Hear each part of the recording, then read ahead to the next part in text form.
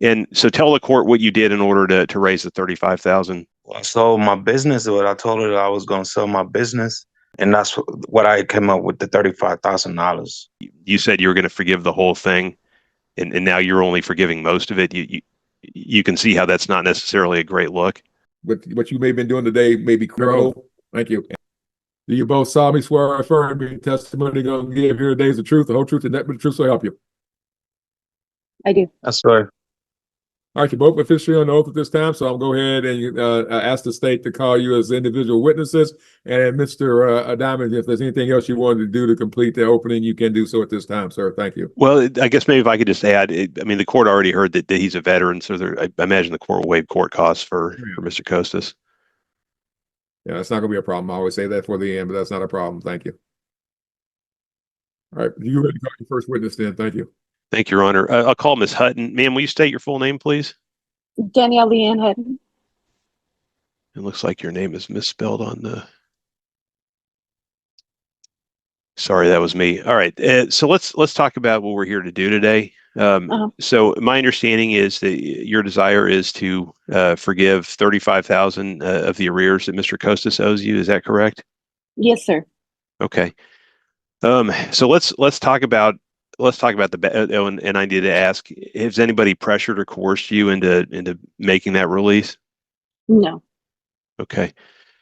All right. So let's talk about the backstory. Okay. So I think you probably heard me tell the court that there was some sort. All right, guys, we're diving straight into this explosive courtroom face-off. Mr. Costas says he sold his entire business to raise $35,000 money he claims was promised to settle his debt. But the judge isn't buying it that easy. The courtroom goes tense as the judge swears in both parties, preparing for what's about to be one fiery showdown. The state's attorney steps up, ready to expose who's lying and who's desperate for relief. Everyone's watching to see if this man's sacrifice will mean anything in the eyes of the law. Sort of an agreement that he would pay $35,000 and you would forgive the rest of it. Was that originally your understanding? So originally I wanted 45,000.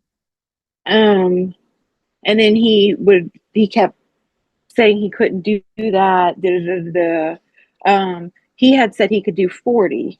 And then he came back and said he could do 35, and he just kept texting or calling my son, like doing all kinds of things. So I would accept the 35 and forgive the rest. But I never felt comfortable forgiving all of that. And him only paying 35. But I felt like if I didn't say, yes, I'll take your money, I would have gotten nothing. Okay. And I'll try to keep this brief. Now the spotlight hits Danielle Hutton. She admits she agreed to forgive $35,000, but under pressure. Her voice shakes as she says, "I never felt comfortable forgiving it all." You can feel the tension as she describes how Ricardo kept texting and calling her son, pushing for a deal she didn't trust. The courtroom chills. Danielle's tone says it all. She felt cornered, like saying no meant losing everything. The judge listens closely because coercion? That's a dangerous word in any courtroom. But there is an equitable side to this. Tell me if I understand it correctly. Your position is that Mr. Costas did very little to help you raise y'all's child. Is nothing to help me raise my child. Absolutely nothing.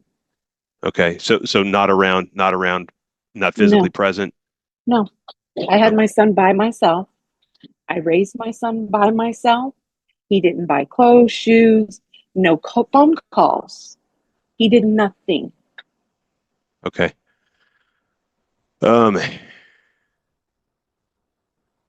right. And again, I don't have I've told you before, I don't have a huge interest in. All right. This is where it gets personal. Danielle drops the bomb. Ricardo did nothing to help raise their son. Not a single phone call. Not one pair of shoes. I raised my son by myself, she says, voice firm, eyes cold. The judge nods slowly. This isn't just about money anymore, it's about years of abandonment. The air in the courtroom thickens as the moral weight of her words lands. You can tell this mother has carried not just bills, but burdens no dollar amount can erase. In this thing, but the court's probably going to want to know, so I'll ask you now. You could understand how one could argue that it's not a great look that even if he didn't hold up his end of being a father, that you said you were going to forgive the whole thing, and now you're only forgiving most of it. You can see how that's not necessarily a great look. I could see how it's not a great look, but I feel like I was very pressured into saying the 35.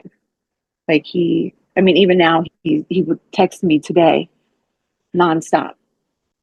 Okay. Yeah, and I think legally you probably have an argument there, but okay, here's the deal, Mr. Diamond. Also, going forward, I'm getting ready to stop the texting between the two of these. Okay, yeah. Here's the deal, folks. That's interfering.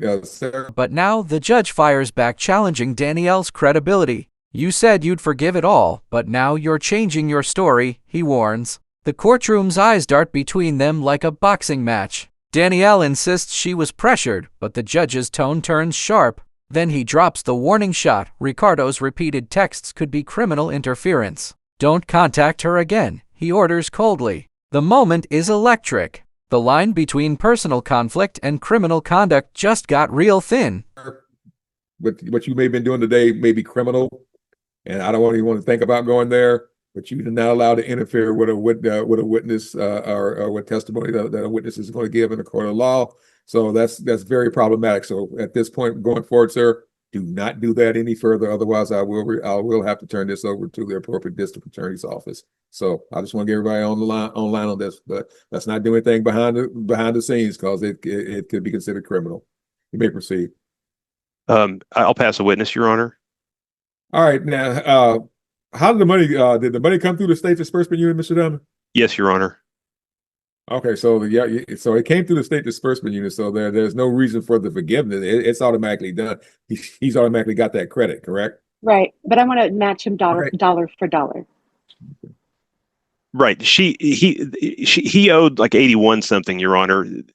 He's paid 35,000 against that 81 that he owed. So she's wanting to forgive 35,000. So that's why the request would be to take an additional 35. The legal talk heats up. The courtroom breaks down numbers like a financial battlefield. 81. $35,000 paid, $21,000 left hanging in the balance. The judge's patience wears thin. Everyone's scrambling to make sense of what's fair. Danielle wants her forgiveness recognized. Ricardo wants full credit. The air crackles as the judge makes one thing clear: forgiveness without paperwork means nothing. This case isn't just about fairness, it's about what's provable. And right now, both sides are standing on shaky ground. No. He's let me if I could put it this way, Your Honor. So 81 something is what he owed. He paid 35,000. So presently on paper, he shows an arrearage of about 56 and some change. She desires to forgive 35,000 of that 56, which would leave a balance of 21 and some change. Okay. And then I think he's going to tell the court why he doesn't find that equitable. Well, I'm going to tell her. I'll get ready to give him some bad. Y'all got, ma'am, do you have everything in writing? No. Okay. All right. Thank you. All right. I'll let you call your next witness. Thank you, Your Honor. Thank you. All right, I'll call Mr. Costas. Sir, will you state your full name, please? My name is Ricardo Antonio Costas. And my understanding is you're a veteran of Iraq, Mr. Costas? Yes, sir. Okay. So let's talk about this case. That was your understanding as well, that you would pay 35,000 and the rest would be forgiven? Yeah, that's what we talked about. Yes, sir. And so tell the court what you did in order to raise the 35,000. Well, I sold my business. I told her that I was going to sell my business, the barbershop, so I could give the money to her. And I had $10,000 saved up, and I gave it. All right, guys, here comes the twist. Ricardo himself takes the stand. A former Iraq veteran, he says he sold his barbershop and borrowed from his father to make that $35,000 happen. I only have to grand left, he admits. You can feel the frustration boiling as he talks about betrayal, broken promises, and his struggle to rebuild his life after service. For a second, you almost feel bad for him. But in court, emotion doesn't equal evidence. The judge listens, but the law is about proof, not pity. To her, and I asked my dad $5,000, and that's what I came up with, the $35,000. Okay. Where does that leave you at financially, having paid all that money? I got about $2,000 in my bank account right now. Okay.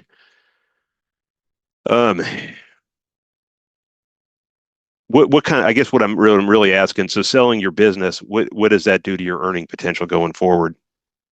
Well, And your I'm son is still grown, working. so I'm not asking that to try to change your child support. This is more of an equitable consideration. Yeah, I understand. I mean, I just I could pay little by little, but I mean, we reached an agreement, and now, I mean, we talked about it, and now she want more money, and then she told me she want 45, and now she still want more. I don't know where we're going with this. I mean, I understand I wasn't there for the kid. I wasn't in a good place. When I came back from Iraq, I had some issues. I got, I even got wrongfully kicked out of the army, and then I just got on my feet. I mean, I got my discharge changed, and I'm trying to do the right thing. I even bring my son last. Ricardo starts to pour his heart out, talking trauma, struggle, even being kicked out of the army. The judge cuts him off hard. Stick to the question. Boom. The tension spikes. The courtroom suddenly feels smaller. It's clear both sides are losing grip on what this case really is, a legal contract, not an emotional redemption arc. The judge calls it like it is. It's not a great look for either of you. Brutal honesty. No sympathy. Just cold law and a ticking clock. Over here, and I wanted to go visit. Sir. Okay, I hate to cut you off, sir, but now you're going way past the question that was asked. So again, sir, you need to listen to the question the attorney asked and just answer that question at this time. Thank you. Okay. So I think, and you've told the court most of it. You understand how this, in my opinion, this is not really a great look for either of you. Because on the one hand, she said she was going to do something, and now she's wanting to do something a little significantly different. But on the other hand, it's not necessarily a great look for you either, because you owed her $80-something thousand, and even though and she I told the owed up to that, and I know that. Yes, sir. So I guess the question is, it's really an open-ended question. You understand, though, that I think what she would probably contend is that you're still getting a pretty good deal here because you owed $80-something thousand. You paid 35, and you're going to come away only owing 21,000, assuming the court does what's being requested. You understand how it could be argued that that's, even though the process was crooked, that's a fair result. I understand. Yeah. All right. So how do you respond to that? Well, I mean, but I don't understand the question. Well, I mean, really, it's she didn't do what she. Okay, I get what they're doing, sir. And again, any argument, Mr. Diamond, this is going to fall down that these folks didn't have a writing. I mean, anything they did, any side deals they made, anything on the side, it's under Texas law, I'm not going to be able to that's unenforceable. It really is. Yes, sir.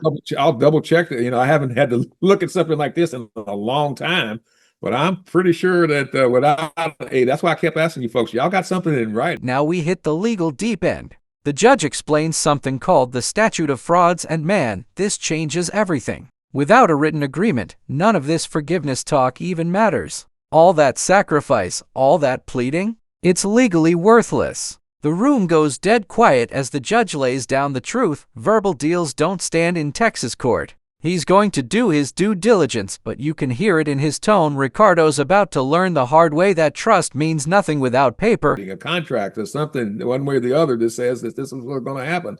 Because when you're dealing with above a certain amount of money in the state of Texas, there's a thing out there called it's universal. It's called the Statute of Frauds that requires something like this to be in